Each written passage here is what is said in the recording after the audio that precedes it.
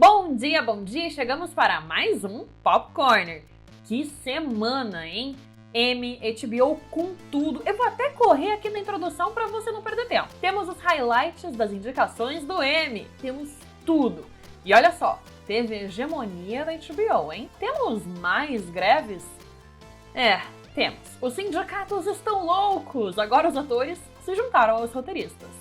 Teve também lançamento de inteligência artificial e aposentadoria dentro da Naughty Dog, estúdio responsável por Uncharted e Last of Us. Vem que vou te contar tudinho, então é bom que já esteja preparado por aí. Você conhece o e-mail? Quer ler matérias sensacionais todo sábado e conhecer mais da nossa história?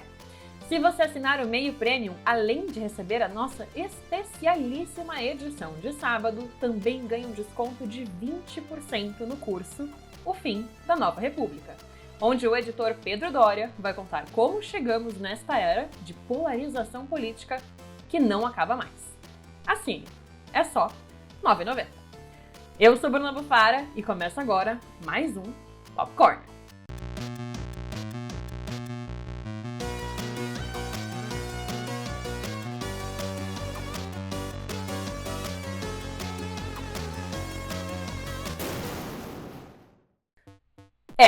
É ela de novo. Mais uma vez, nossa gigante e histórica greve dos roteiristas, que agora inclui atores também. E olha, não são poucos, tá? São 660 mil atores.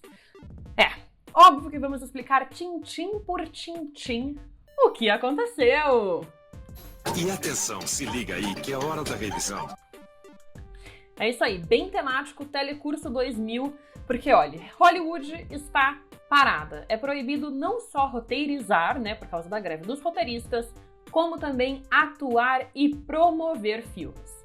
Mas vamos do começo. Tudo começa com a greve dos roteiristas. Aqui já é a greve dos atores, essa aqui é a Fran, a Danene, caso você não conheça, e ela é a presidente da SEG. Mas tudo começa com a greve dos roteiristas, que não conseguiu chegar a um acordo sobre pagamentos, uso da inteligência artificial e royalties com a produtora gigante, a MPTP. E olha, se você vê o Popcorner do dia 7 de maio, você vai entender tudo desde o comecinho. O sindicato dos atores de Hollywood é o SAG-AFTRA, e eles também estavam renovando esse contrato com a MPTP, no mesmo caso que a WGA, que é o sindicato dos roteiristas. Então, na madrugada da quinta-feira, eles estavam tentando renegociar o contrato e não chegaram a um acordo. Nisso, o Comitê da Negociação da SEG recomendou com unanimidade a greve. E não é a primeira vez não. No mês passado, antes de vencer o acordo, eles também estavam falando sobre isso. Os contratos expiraram no dia 12 de julho. E foi aí que tudo foi pelo ralo. Então, ó, essa aqui é a Fran, a atual presidente da SAG-AFTRA, tá? Bem conhecida por seu papel em Danene. E no momento é ela que lidera a greve. Aqui, vamos fazer uma trivia? Oi! Vamos lá! A última vez que o Sindicato dos Atores entrou numa greve que tenha durado mais de um dia, ela foi liderada pelo Ronald Reagan. Sim, o Reagan era o presidente da SEG em 1960 e a greve durou 6 semanas. Quem te viu, quem te vê, né? Porque depois o Reagan se tornou o maior destruidor de sindicatos. Então, né, condenando os outros é refresco, mas quando ele era ali membro da SEG, ele quis entrar em greve. Pois é, também em 1960 foi a última vez que ambos os sindicatos, a WGA dos roteiristas e a SEG dos atores, entraram em greve ao mesmo tempo. O que significa que Hollywood está parada. E assim, sobre a greve atual, a MPTP representa hoje mais de 350 produções e estúdios, tá? Agora, vem comigo. Baseando-se nos contratos que a WGA vazou e que foi negado, os roteiristas pediram por correções nos pagamentos de royalties. E não é tanto royalty que eles pedem não, tá? Eles fizeram um cálculo baseado na receita das maiores empresas. Então aqui a gente pode ver, ó. No caso do Netflix, seria 0,214% da receita de 2022. Já da receita da Disney, seria 0,091% da receita para pagar royalties. No caso da Paramount, 0,148%. E da Discovery, 0,108%. E tem outra curiosidade que, para Apple e para Amazon, que são big techs, né, gigantes da tecnologia, é tão pouco por cento da receita que isso parece até um erro. Não tem nem como arredondar. De tão pequeno que é. Então, e o Bob Iger, que no momento é o CEO da Disney, de novo, ele deu uma entrevista na quinta-feira cedo. Então, a greve foi instaurada 10 horas da manhã ali de quinta, tá? Porque a reunião da SEG foi às 9. Mas às 7 da manhã, o Bob Iger já estava ali dando entrevista, falando que, pra ele, é completamente irracional o que os atores e roteiristas pedem. Ainda disse que é muito perturbador para ele. E que é a pior hora do mundo para uma disrupção dessas. Tadinha. Tadinha, que barra. Ah, que barra pra tadinha. Disney. Não tem como. Pois é. E assim, isso tudo vindo de um homem que tem o potencial de ganhar como salário 27 milhões de dólares esse ano. Realmente perturbador. Para os atores, as demandas são quase as mesmas dos roteiristas. Os streamings vieram e causaram uma completa mudança em como os pagamentos são feitos. Mudaram aí completamente a cadeia da produção de filmes e de séries. E uma das séries mais famosas, responsável por deslanchar a Netflix como criadora de conteúdo próprio, que foi responsável realmente por todo o boom de produção na Netflix, por um sucesso gigantesco, já tentava avisar: olha, o streaming vai reduzir muito os nossos pagamentos. Muito mesmo. A injustiçada é Orange is the New Black, que lançou em 2013 e finalizou em 2019. Diversos atores que participaram da série comentaram sobre os seus pagamentos. E aqui eu vou deixar como sugestão vocês lerem essa matéria aqui do New Yorker, caso vocês se interessem um pouco mais sobre isso, porque eu vou dar uma resumida em todas as reclamações que já existiam lá no começo de julho de 2023, mas essas reclamações vêm lá da pandemia. Então olha só. A Kimiko Glenn, que participou como aí atora convidada, o Matt McGorry também e a Beth Dover, os três eles eram atores ou convidados ou coadjuvantes. E eles falaram abertamente sobre a quebra de expectativa salarial que foi trabalhar na série. O Matt comentou que ele ainda mantinha um outro trabalho durante o dia, porque pagava melhor do que Orange.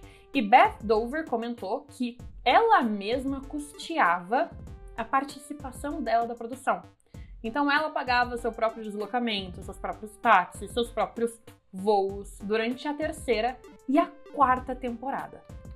Meu trabalho parece fácil, porque não é você quem faz. Não tá fácil, não tá nada fácil. Além disso, o problema? Royalties e a falta de transparência das plataformas. E aqui a gente vai falar da querida Netflix. Querida pra nós, mas assim, ela não abre os dados de visualização das séries. Ou seja, os atores que participam da produção de um sucesso não sabem aí o tamanho correto desse sucesso, porque esses dados não são liberados. Isso é até estratégico para não pagar o royalty correto, né? E aí a gente tem um vídeo da própria Kimiko, que, né, mostra ela aí, recebendo $20 de compensação pelo seu trabalho. Terry Manning comentou que foi um tempo miserável da sua vida, por maior que o sucesso de Orange fosse. E não só pelo salário, mas também pelos abusos psicológicos da produção. Ela nunca sabia quando ou se a sua personagem morreria sem ela ser avisada. E isso aconteceu com bastante dos coadjuvantes ao longo da produção. De lá pra cá, não melhorou não, tá? E assim, recomendo a leitura ali do New Yorker inteira, caso você consiga ler, porque, é feio. Mas tanto não melhorou que decidiram pela greve, né?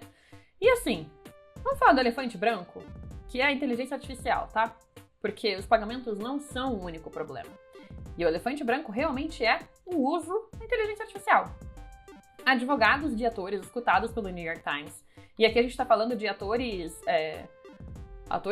A-list da indústria, tá? A gente tá falando da Emma Watson, da Ashley Judd, atores gigantescos. Eles comentaram que o potencial uso da tecnologia é assustador para eles, justamente porque ninguém sabe se algum dia eles vão estar estreando ali numa sequência de um filme sem serem pagos pelo seu trabalho.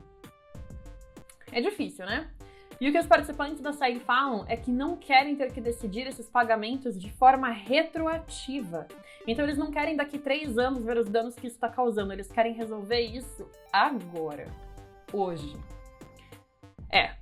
Com a greve, as campanhas dos atores para o Emmy vai ser paralisada.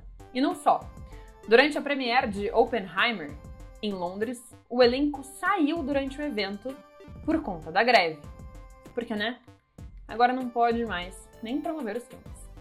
E aqui, trazer um ponto do roteirista de Se Beber Não Case e Perfeita é a Mãe, que disse: pessoas gostam de rostos bonitos e atores são bem mais bonitos do que nós roteiristas. Assim, pelo menos, a gente tem mais atenção. Pois é, Scott, fica aí 5 pontos pela piada e 0 pela sua autoestima. A gente já vai voltar para o papo da inteligência artificial e tudo, mas já que estamos falando da 7ª arte, vamos para o Emmy? Que não é cinema, são as séries. E como sempre, deslanchando com indicações, temos a HBO, Succession, Last of Us, são as séries... e White Lotus. São as séries mais indicadas ao prêmio. Isso aí, seguidas de Ted Lasso, da Apple TV. Mas, poxa, a HBO foi que foi. Mas assim, o que será da premiação das séries com a greve dos atores e dos roteiristas? Pois é, estava aí marcada para o dia 18 de setembro, mas provavelmente será adiada pela academia, seja para novembro ou até para 2024.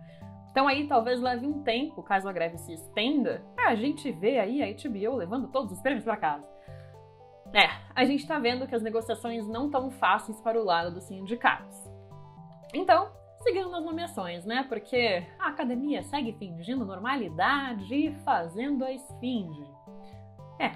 Então vamos aos sucessos da HBO Max, ou Max, dependendo do país que você está. Melhor série dramática, tá? A gente tem 8 séries maravilhosas como indicadas. Então, se você não assistiu essas, obviamente recomendamos. A gente tem Andor, da Disney+, Better Call Saul, da AMC, The Crown, da Netflix, A Casa do Dragão, da HBO, Last of Us, da HBO, Succession, da HBO, White Lotus, da HBO e Yellow Jackets, da Showtime. HBO vai ser a minha palavra mais falada aí por um tempinho. Agora vamos para melhor ator em série dramática, tá? Melhor ator em série dramática, a gente tem 6 nominados para 3 séries diferentes. E aqui a gente tem o quê? Aqui, ó, HBO. E aqui também, HBO. Tudo bem. E aqui a gente tem as atrizes. Então, para as atrizes, a gente tem 6 nominadas para 6 séries diferentes.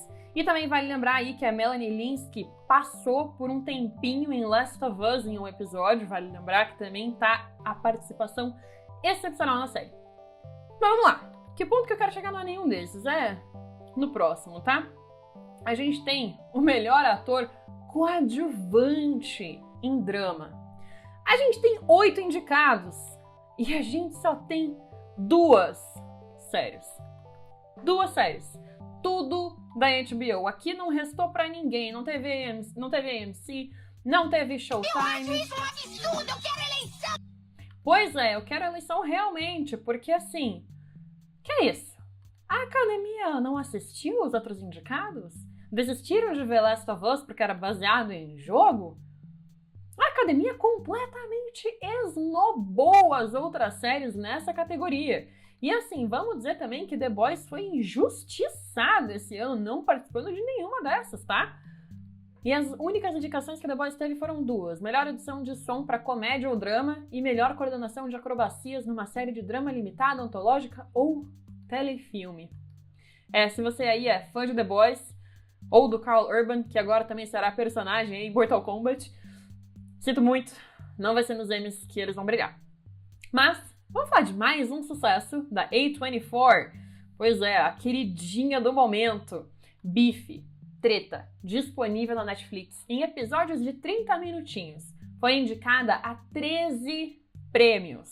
E é maravilhosa, tá? Se você assistiu White Lotus e você gostou, eu recomendo muito Beef. É bem inspirada no caos narrativo de White Lotus, mas tem um quê de comédia e é brusco, é humano. Bom demais. The Bear também recebeu bastante nomeações e também é outra que vale. Infelizmente, só a primeira temporada está disponível no Star Plus aqui no Brasil, por enquanto, mas chega dia 23 de agosto. Então, ó, se você ainda não viu, dá tempo de sobra de ver a primeira temporada, ter tempo de estrear a segunda e ainda acompanhar o Emmy, né, que a gente nem sabe quando vai ser. Pois é, agora nem é isso, não tem data certa para acontecer, não pode fazer campanha, e assim, né? Relembrando, como é proibido fazer campanha, foi por isso que todo o cast de Oppenheimer saiu ali do Premiere de Londres enquanto ela acontecia. Pois é, e Margot Robbie, como membro da SEG, ela também faz parte do sindicato, também está de greve, e é aqui que lança a Barbie Camarada. A Barbie que apoia os sindicatos e a greve. Inteligência artificial, mas agora no âmbito do nosso dia a dia. Não em empenho da sétima arte, fazendo com que atores rejeitem contratos ou tenham medo pelos seus futuros, ou pelos seus pagamentos futuros. Pois é, o Google lançou o Bard no Brasil, o maior competidor do ChatGPT. E vamos combinar que no quesito nome já tá ganhando, né? Porque ChatGPT é uma horrível pronúncia e tem zero personalidade. Se bem que talvez o que a gente menos queira é que uma IA tenha personalidade, né? Certa resposta. Pois é, acho que a gente não quer isso não. Mas vamos às maiores diferenças entre os dois? Vamos lá, tá? Porque assim, claro, talvez a gente só use os dois, um em cada aba, e brinque de lutinha entre as. Mas esse não é o ponto. Cada uma oferece uma experiência diferente. O Bard e o ChatGPT usam processamento de linguagem natural, que é essa resposta que eles geram que parece humanizada, mas não é. Só parece. O Bard, então aqui a gente tá fazendo uma comparação entre os dois, tá? Aqui tá a coluna do Bard, aqui tá a coluna do ChatGPT. Deixa eu dar um zoomzinho. Ó, o Bard usa o processamento Palm 2, ou seja, ele é conectado à internet. O Bard consegue usar os dados do Google para incrementar as suas respostas. Ou seja, você pode fazer uma pesquisa pelo Bard e ter os resultados de um evento que está acontecendo agora, em tempo real. Já o ChatGPT usa o GPT, Generative Pre-Training Transformer 3, na versão gratuita, tá? Ou seja, não é conectado à internet, mas sim a uma coleta toda de dados pré-existentes e também não muito transparente, tá? A OpenAI é bem criticada por isso. A versão paga do GPT usa os dados do Bing, então fica bem mais parecido com o Bard, porque também usa dados de agora, processamento em tempo real. Mas, vamos lá. Os dois foram massivamente treinados com dados da Wikipédia. Pois é. E aí também tem outro questionamento, né? Porque, vale lembrar, a Wikipédia não visa lucros e ela depende da doação de usuários. Então também é moralmente questionável que seus dados construídos por usuários gratuitamente foram retirados por empresas com maior poder aquisitivo. Acontece, né? O dado estava ali na internet, não existia legislação para isso, pegaram. O Bard também, por enquanto, é 100% gratuito. O GPT-3 também. Mas o 4.0, ele tem uns perks a mais e ele custa $20 por mês. Mas a principal diferença, ao meu ver, é a UI, a interação do usuário com esses chats. Porque é um paradigma, é um tanto quanto invertida. Não é um sistema te dando possibilidades. É você pedindo possibilidades ao sistema. É como se o poder, que antes era do sistema, agora está com o usuário. E para o usuário entender isso, é complexo, porque é novo. E aqui, se você não conhece o Nielsen Norman Group, eles são as maiores autoridades de UI e UX no mundo. E eles realmente falam que esse é o primeiro paradigma de UI que a gente tem em 60 anos, porque é a primeira vez que isso acontece, que o poder está nas mãos do usuário. E assim, é complexo porque quem tem menos contato diário com essas tecnologias tem mais dificuldade. E nisso, vale dizer, o Bard ganha de longe. Então, assim, o Bard ele te dá uma introdução um pouco melhor, ele te dá links para você clicar e ver como funcionam os prompts, né, os famosos prompts que você dá ali para IA. E ele permite ver os rascunhos de outras respostas. Mas aqui, ó, vamos dar uma olhada, tá? No exemplo do Bard e no exemplo do ChatGPT. Aqui no Bard, ele dá os exemplos do que ele pode fazer e ele te dá links para você clicar e você entender mais sobre os prompts. Já no ChatGPT, ele também te dá essas entradas, mas ele já te dá muita informação de uma vez só. Ele te dá o que ele consegue fazer, o que ele pode fazer e as suas limitações. E isso aqui causa um pouco de sentimento de demais para o usuário. Fica muita informação entregue ao usuário de uma vez só. É um pouco difícil do usuário entender como o ChatGPT funciona se ele é um usuário com menos tempo de internet. Mas vamos lá. Outro item do Bard que é maravilhoso, tá? Outro item do Bard que eu gostei muito são os rascunhos de outras respostas. E às vezes no Bard as melhores respostas estão nesses rascunhos que aparecem aqui. Ele te dá essa opção de você ver as outras respostas que ele fez. O Bard também ensina um pouco mais do que ele pode fazer, né? Então, no ChatGPT as possibilidades são um pouco abstratas, como eu estava falando. Mas agora, se você alimenta o ChatGPT com bastantes informações sobre um assunto narrativo e pede uma escrita sobre o tema, ele vai redigir um texto bem melhor do que o Bard. Porque o Bard resume conteúdos e os coloca em tópicos. E nem sempre é o que você quer, parece que ele te dá instruções de como gerar o texto que você quer escrever. E eu tive esse problema algumas vezes pedindo ajuda ao Bard. Já o ChatGPT, ele redige um texto e ele até te ajuda a corrigi-lo de uma forma mais humana que o Bard. Mas, vamos lá, né? Porque assim, outro ponto é que falta nos dois, né? No Bard e no ChatGPT, são as fontes. Porque o Bard chega a citar as fontes de links que ele buscou, então ele te demonstra onde achar a resposta que ele deu. Mas o ChatGPT já chegou a inventar autor, livro e até citação. Então é bem menos confiável. Mas assim, nessa questão de confiança nenhuma, a AI vai ganhar 10, tá? Que isso fique aí bem claro, porque não tem muito como, porque eles tendem a alucinar algumas informações. Principalmente quando essas informações estão escondidas atrás de paywalls. Então, se você estiver usando qualquer uma dessas duas ferramentas para pesquisas, cheque muito bem as informações. Por exemplo, eu perguntei ao Bard quem eu sou e eles dizem que eu sou uma chefe famosa, com meu próprio programa culinário na GNT, que tem um restaurante desde 2011. Mal ele sabe que em 2011 eu nem era maior de idade. A gente não pode ficar sem notícia de jogo, né? Então vamos falar da Naughty Dog? A Naughty Dog anunciou a aposentadoria do seu co-presidente, o Evan Wells.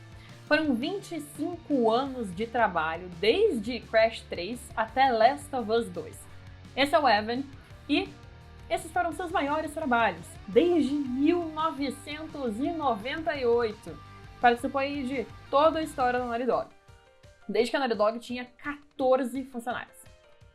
Mas o Evan Wells é uma figura polêmica no estúdio e em todo o cenário de games. Porque o Wells, em algumas ocasiões, teve algumas falas aí positivas sobre crunch. Crunch, caso você não esteja familiarizado, é um termo para descrever uma jornada de trabalho completamente extenuante de desenvolvedores para eles cumprirem prazos apertados dos jogos. Isso até de lançamento, tá?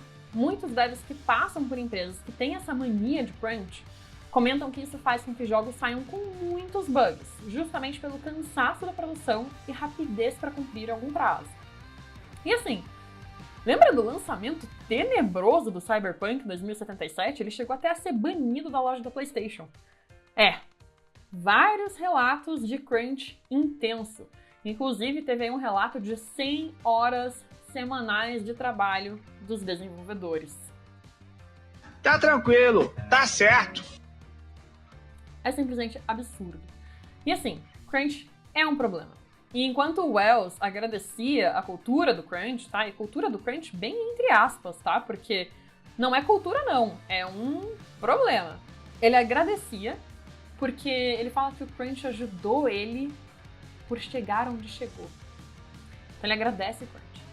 É peculiar. Mas já o outro co-presidente da Naughty Dog, tá? O Neil Druckmann, ele já deu várias entrevistas em que ele faz vários comentários sobre como a produção dos jogos tem que ser saudável. Tu jura? Exato, ele fala que tem que ser como outros tipos de trabalho. Então o Druckmann, ele queria limitar as horas de trabalho a 40 horas semanais, que é uma jornada normal. Já o Wells dizia que talvez os funcionários se sentissem amarrados porque talvez eles gostariam de fazer mais, polir mais o seu trabalho. Discursos diferentes, né? Mas assim, a importação do Last of Us 2 para computador foi tenebrosa, cheia de bugs e com alguns relatos de crunch.